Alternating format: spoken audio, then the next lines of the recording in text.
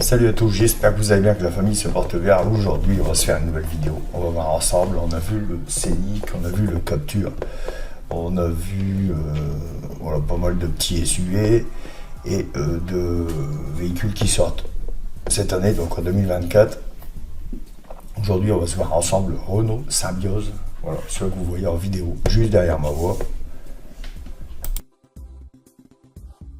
Renault, je pense qu'en ce moment, ils sont en train d'évoluer. Alors j'aime bien ce qu'ils commencent à faire. Alors ils développent pas mal.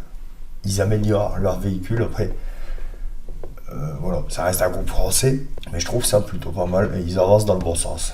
Donc là, ils nous ont sorti, enfin, ils nous ont pas encore sorti en réalité. Il doit être développé, il doit être présenté. La présentation finale, mai. Normalement, c'est avril-mai.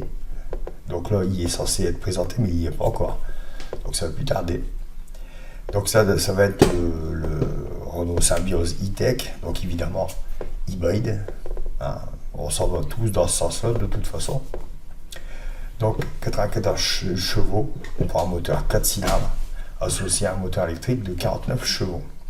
Donc si on additionne le tout, ça fait 134, 153 chevaux. Le nouveau modèle promet ainsi de pouvoir rouler 80% du temps en tout électrique lors des trajets urbains.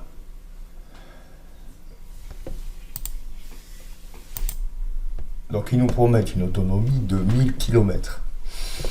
Voilà, à voir. Donc ils nous proposent 3 finitions. Donc le techno, l'iconique et l'esprit alpine. Pour moi, l'esprit alpine est beaucoup plus beau.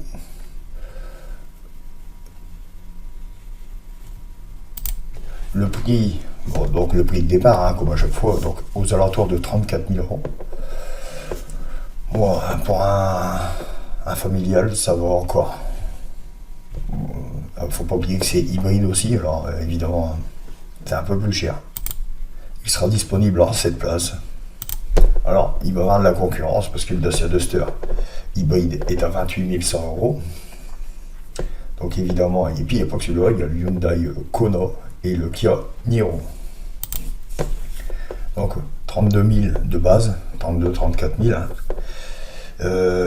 Et les finitions haut de gamme pourraient atteindre jusque 40 000. Quelques petites photos, bon on l'a déjà vu, mais moi je dis il est plutôt pas mal. Hein. Après ça reste, voilà, c'est un familial. Donc on est sur du simple. Hein, on voit la ligne, elle est très simple, droite, pas de spécificité. On voit ici un peu les finitions du Captur.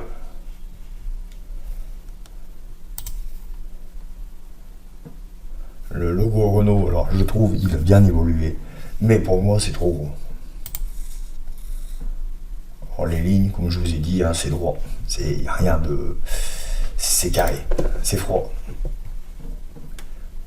Dites-moi ce que vous en pensez dans les commentaires. Moi je le vois comme ça, à l'intérieur. Simple, hein. Alors là il y a de la surpiqûre, mais voilà, ça c'est le modèle iconique.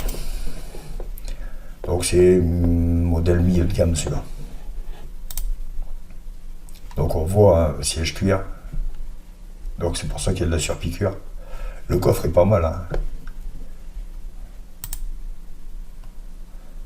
Boîte auto. Niveau intérieur, ça va encore en vrai. Hein. Il est simple, mais c'est propre. Alors, voilà, là on est sur le cockpit Renault. Bof. Alors, je préfère l'arrière que l'avant. Personnellement. Hein. Voilà, ça reste un grand Scénic. Là, c'est le modèle avec l'esprit alpine. Donc c'est le modèle le plus haut de gamme, bien sûr. Bon, voilà. Donc on est sur les caractéristiques. Donc motorisation hybride, catégorie SUV. C'est un bon petit SUV, ça va encore. Donc batterie 1,2 kWh. Consommation 4,6 litres au 100 km. Longueur 4 mètres 4. Hauteur 1,57 m. Empattement 2,50 63. Alors, volume du coffre mini et maxi, 492 litres minimum et 1582 maximum. Garde au sol, 16 cm 9. Donc, il nous prévoit une date de commercialisation en début septembre 2024. Donc, ça reste à voir. Souvent, c'est décalé un peu, mais pour l'instant, c'est prévu comme ça. Donc, j'espère que cette vidéo vous aura plu. Lâchez un maximum de pouces à vos vidéos et salut!